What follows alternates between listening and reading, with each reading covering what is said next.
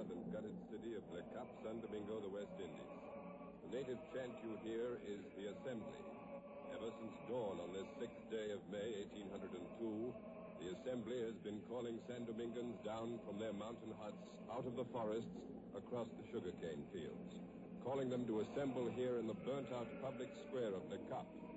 The Assembly summoned the people to gather for the peace negotiations scheduled between General Toussaint Louverture, Commander-in-Chief of the native armies of San Domingo, and General Charles Leclerc, commander of the French invasion forces sent here by Napoleon Bonaparte, First Consul of France. And in answer to the summons of the Assembly, the people of this tropical, palm-fringed island that Columbus knew as Haiti have been gathering here in families and in groups. 1880. You are there.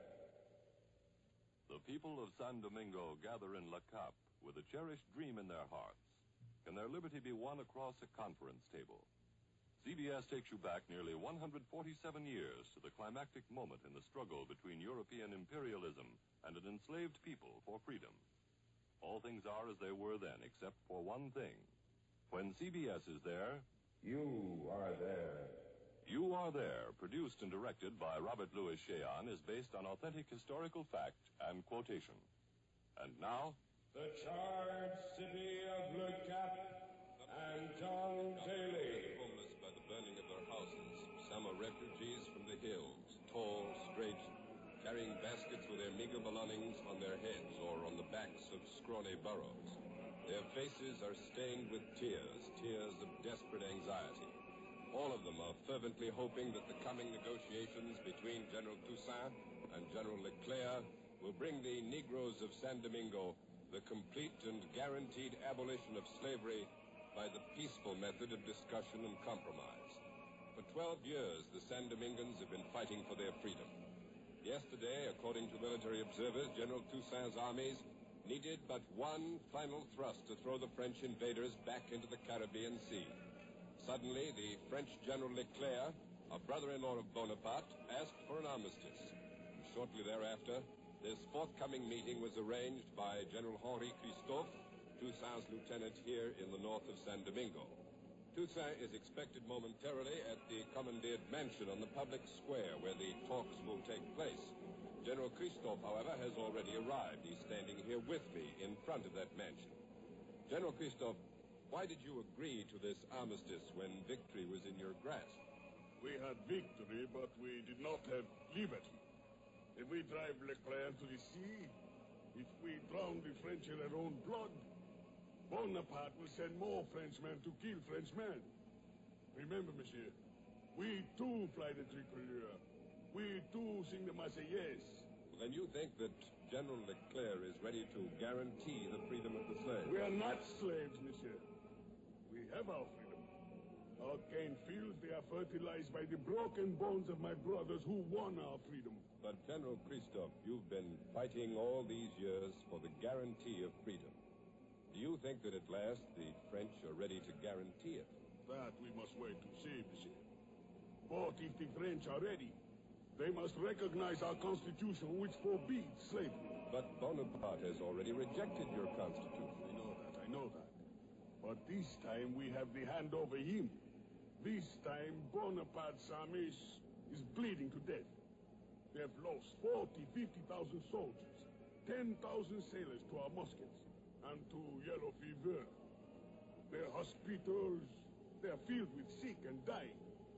Every day, 50 corpses are carried out of the hospitals and dropped back into the sea from which they came. This time, Bonaparte must sign our constitution, or we will fight until the last of the French troops are blown down like so many cards in the wind. Thank you, General Christophe, and I hope the coming talks will indeed end this procession of death. The general walks up the steps of the mansion now. He's a giant of a man, tall and powerful in his gold-braided coat and white-plumed hat. General Christophe spoke feelingly of the long history of death on this island. To many, death did not come easily. It came by torture. Isn't that true, Captain Francois? Torture indeed, Monsieur Daly. Torture. That is how the French took my eye. Captain Edgar Francois is an officer of General Toussaint's staff. He's been assigned to us to act as interpreter for the coming discussions. Now, Captain, why did you lose your eye? Monsieur Daly, the French, they are very logical.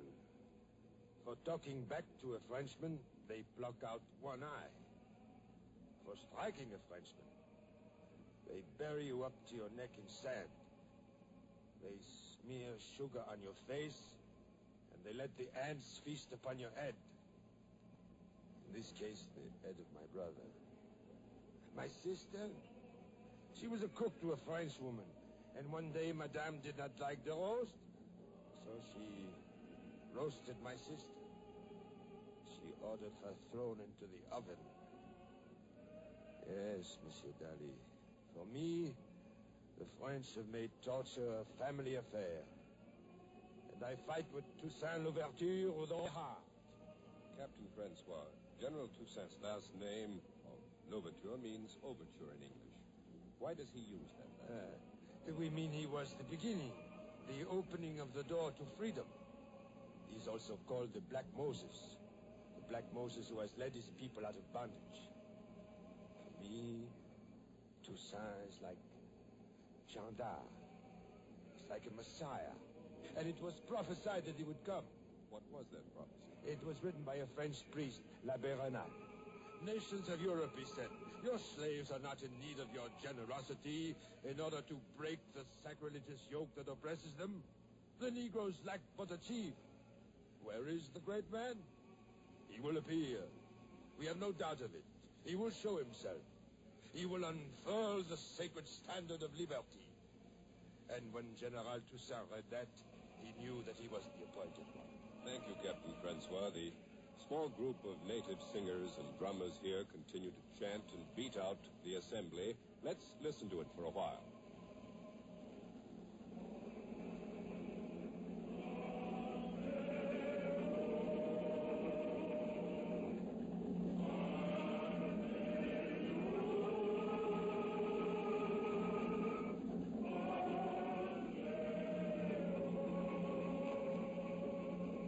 This is John Daly again. When Toussaint Louverture arrives, we will come back to this square. But now for a report on the French view of the imminent conference, let's go inside the mansion to General Leclerc's headquarters and Don Hollenbeck.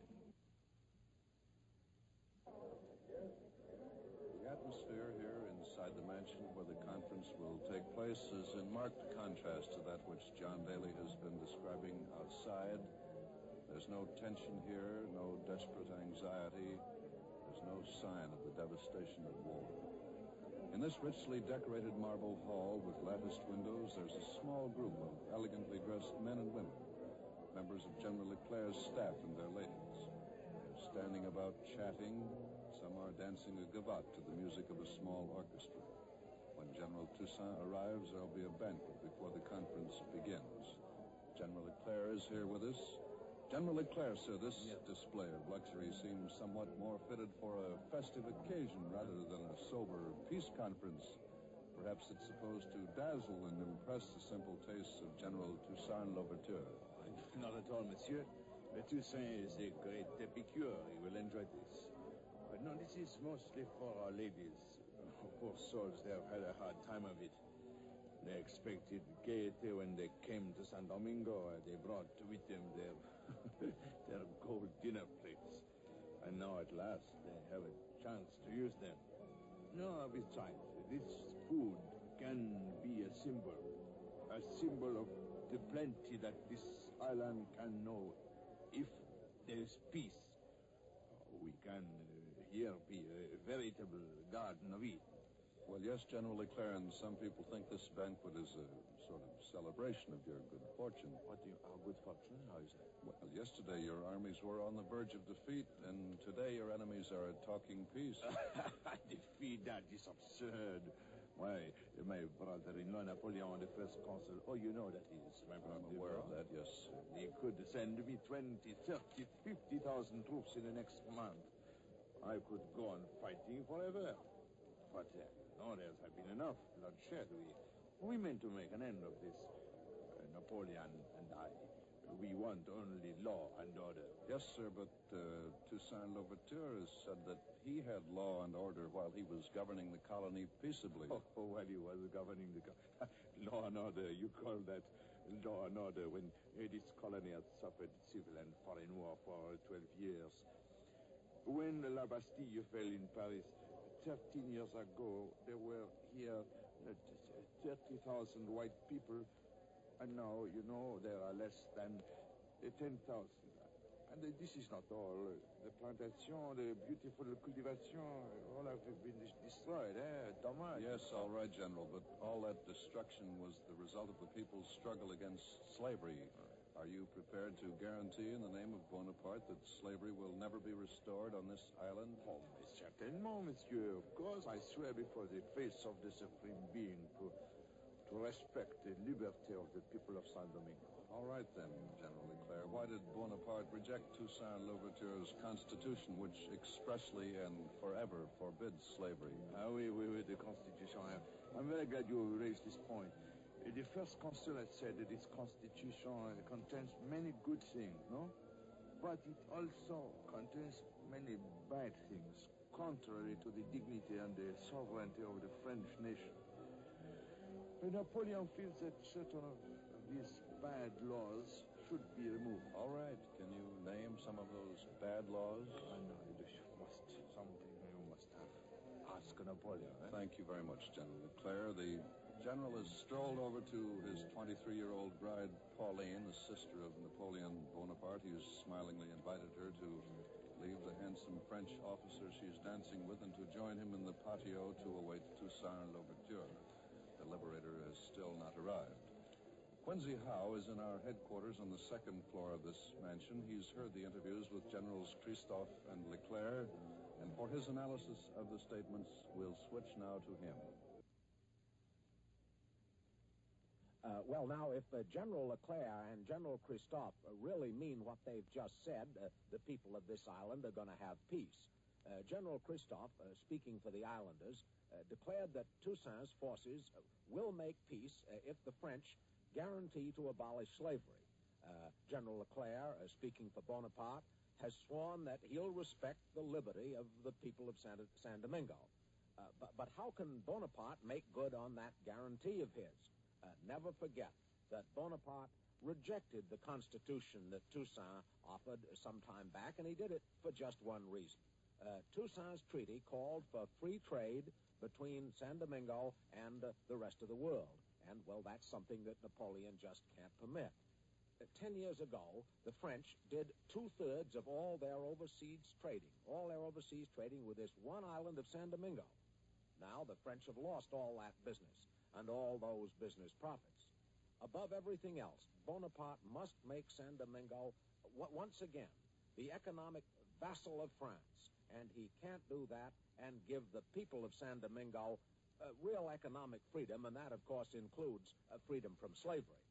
Now, this raises two interesting questions. Has General Leclerc made a commitment here that Bonaparte, his brother-in-law and the first consul of France, will not honor? That just doesn't seem very likely. Or has Bonaparte suddenly changed his whole nature and stopped building an empire? That's obviously even harder to believe. Just a moment. Toussaint Louverture has arrived. So back to the square of Le Cap and John Daly. Riding a black charger escorted by dragoons, General Toussaint Louverture has arrived for this critical peace parley. The crack dragoons, about 300 horsemen, their swords drawn, are riding behind the Negro Liberator. In front of General Toussaint are two trumpeters magnificently dressed in red uniforms and wearing silver helmets. The general himself wears a blue jacket with a flowing cape, red cuffs, gold lace, and epaulettes, and a large sword hangs by his side. Of medium height, powerful and wiry, he presents not a graceful but nevertheless a dignified figure. There seems to be an undercurrent of mixed fear and hope among the people here. Young Negro women are now strewing his path with flowers. General Toussaint has reached the headquarters mansion and dismounted, and the company of dragoons halts behind him.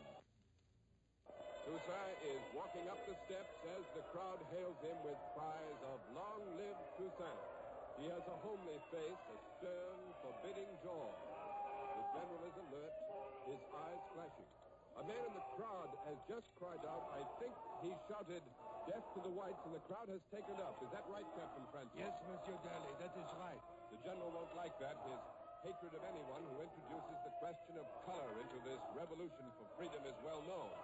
As a matter of fact, he ordered his own nephew shot for the massacre of some whites. The general has walked quickly to a table on the portico, takes up a jug of water, and turns to face the crowd. He raised his arm, and the crowd falls silent. The crowd stands there very quietly as Toussaint begins to speak. Captain Francois, translate, please. Et ici un mot d'eau claire. Vous, mes frères noirs, êtes la masse d'eau claire. Je mets un doigt de vin rouge dans cette mer d'eau claire, comme ceci. General Toussaint has dropped a thimbleful of red wine into the water. He has compared my black brothers to a mass of clear water. And he has asked, "Can you tell me which is which?"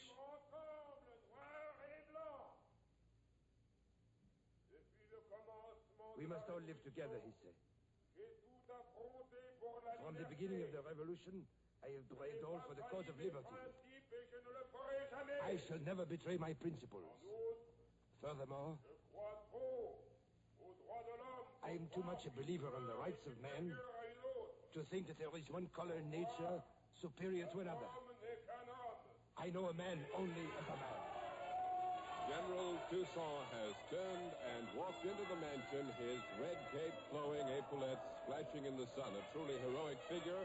He is followed by his staff. Captain Francois, you'd better go inside and give my colleague a hand. And now into the mansion and back to Don Hollenbeck. Toussaint Louverture has entered the hall. The guests are applauding him, and Toussaint acknowledges it. He's bowing graciously. Madame Leclerc has moved forward to greet Toussaint. She's curtsied to him. He acknowledges her greeting with a graceful bow. General Leclerc has now come up, and the two generals acknowledge each other. Permettez-moi, madame. General Leclerc and Toussaint are now escorting Madame Leclerc to the head of the table. They're chatting amiably. Toussaint will sit at Madame Leclerc's right. The guests are taking their places now. The atmosphere seems friendly enough. This is a mixed company of guests, Toussaint's staff officers and the men of General Leclerc's staff and their wives. The guests are all seated now. Madame Leclerc offers General Toussaint a glass of wine, but he takes only water. Now General Leclerc is speaking, and here's Captain Francois to translate. Nous consoliderons ainsi ensemble les institutions. General Leclerc has said to General Toussaint that together they will strengthen the institution of universal liberty and happiness. Pour établir un accord qui mettra fin à une lutte fratricide.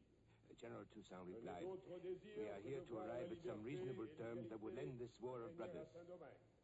I have no further desire than that liberty and equality shall reign in San Domingo." Laissons nos invités à leur réjouissance et retirons-nous dans mon bureau où nous pourrons discuter les termes de la paix. General Leclerc has suggested that he and General Toussaint retire to Leclerc's study to discuss the terms of peace. No, we will discuss them here, says General Toussaint.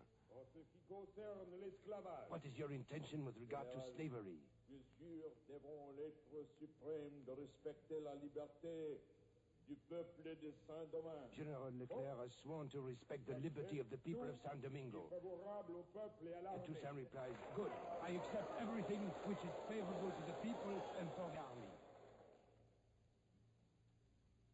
Et maintenant, nous pouvons nous retirer dans votre bureau pour y étudier les détails. Très bien.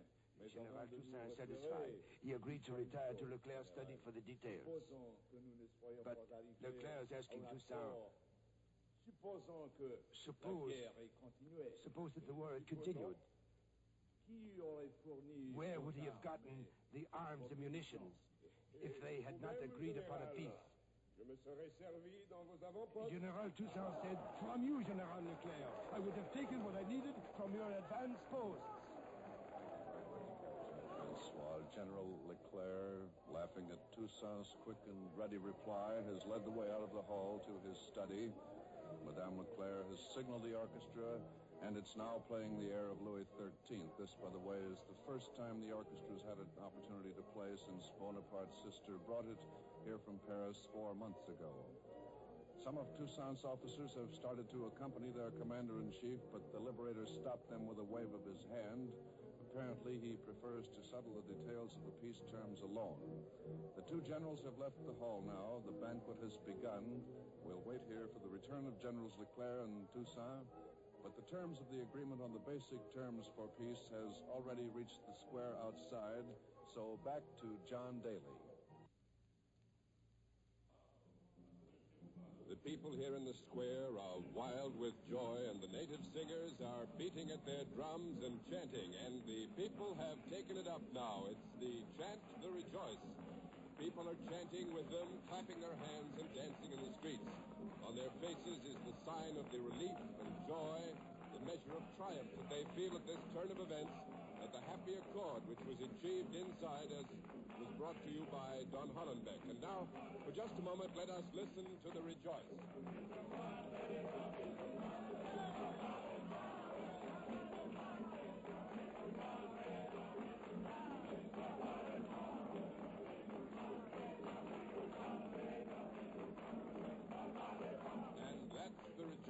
The San Domingan chant of happiness at the news that the war is ended, that death is ended, that slavery is ended, and that freedom will be guaranteed.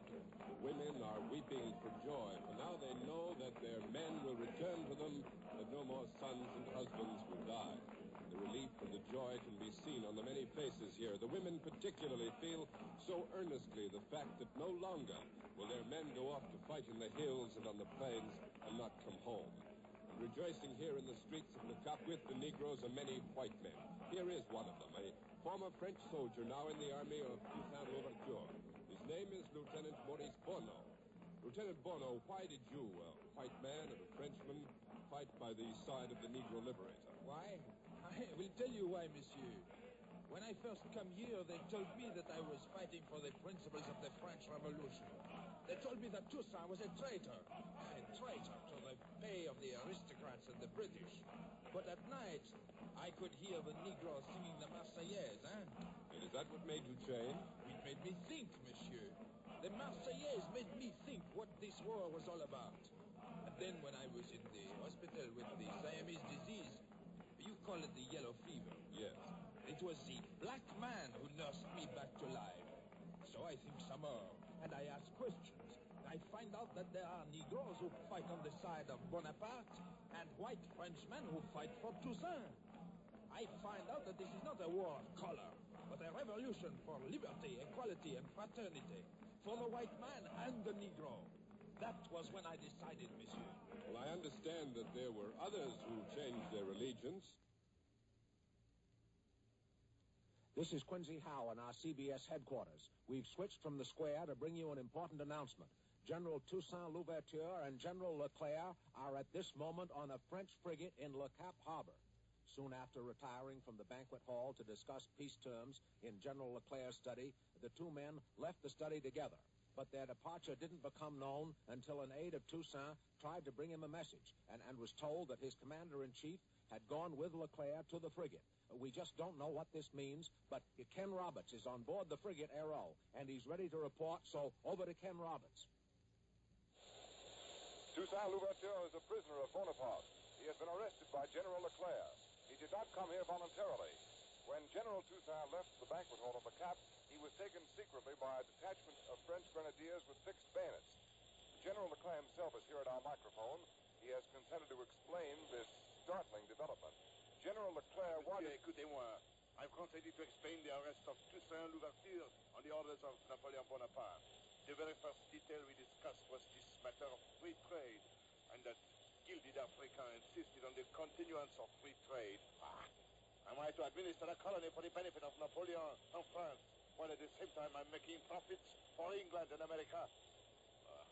With free trade in San Domingo, we shall have nothing left for Frenchmen. And what are the orders of Bonaparte with regard to slavery in San Domingo? Slavery is henceforth re-established in all the French colonies in San Domingo as well as in Martinique and Guadeloupe. But General Leclerc, that means war again. If there is any resistance, I will destroy all the mountain Negroes, men and women, and I will spare only children under 12 years of age. I will destroy half the Negroes of the plains. I will not allow in this colony a single man who has won an epaulet. And Toussaint, sir, what do you mean to do with him? My orders are to send him to Napoleon. His ship sails at once. I return to the Cap. Thank you, General Leclerc. A short while ago, I saw Toussaint Louverture. He is in chains. I heard him say to the captain of this ship, "In overthrowing me, you have cut down in San Domingo only the trunk of the Tree of Liberty. It will spring up again by the roots, for they are numerous and deep."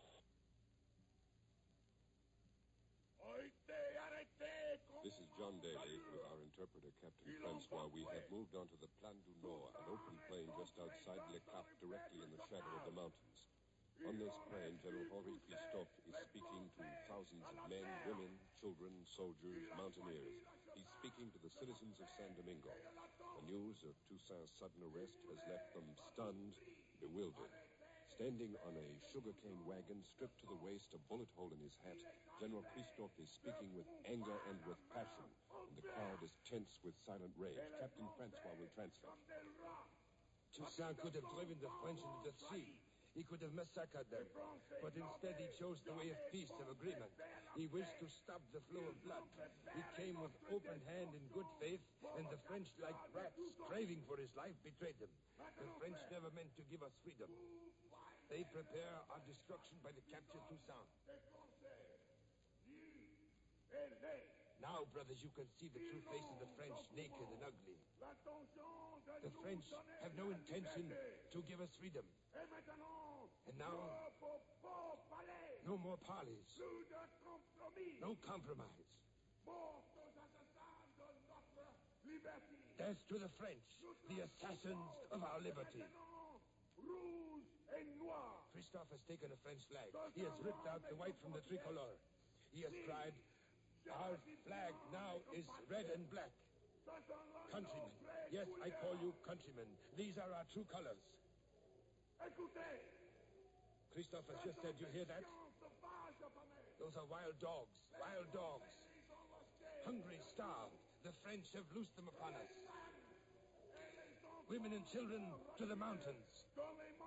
Men, forward to the attack. Burn. Destroy. Kill. Remember Toussaint. And stand ready to die for liberty.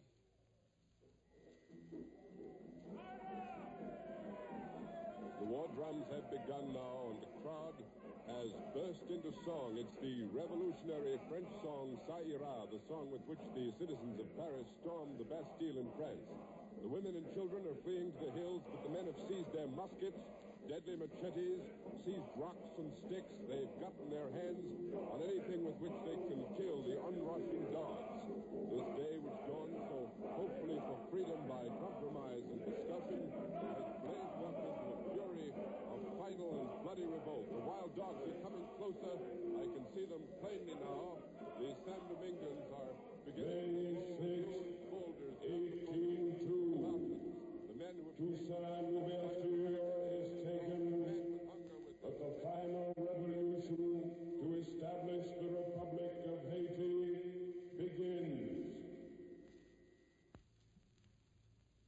You have been listening to The Betrayal of Toussaint Louverture, another broadcast in the series You Are There, produced and directed by Robert Louis Cheon. The Betrayal of Toussaint Louverture was written by Joseph Liss and Mr. Cheon. Canada Lee played General Henri Christophe, and George Couloris was General Leclerc. Joseph DeSantis played Captain Francois, Guy Sorel was Toussaint Louverture, and Richard Newton played Lieutenant Bono. Next week, September 26, 1820, Salem, New Jersey. Colonel Johnson eats the love apple. You are there. Sundays by now are definitely a stay-tuned day on CBS with brilliant dramas such as You Are There and the Helen Hayes Electric Theater, with music from the New York Philharmonic Orchestra, and with comedy by Jack Benny and Amos and Andy among the many great programs. Don't forget that Jack Benny is now heard exclusively on CBS and may be heard every Sunday at 7 o'clock Eastern Time over all of these same CBS stations. This is CBS, Jack Benny's new address, the Columbia Broadcasting System.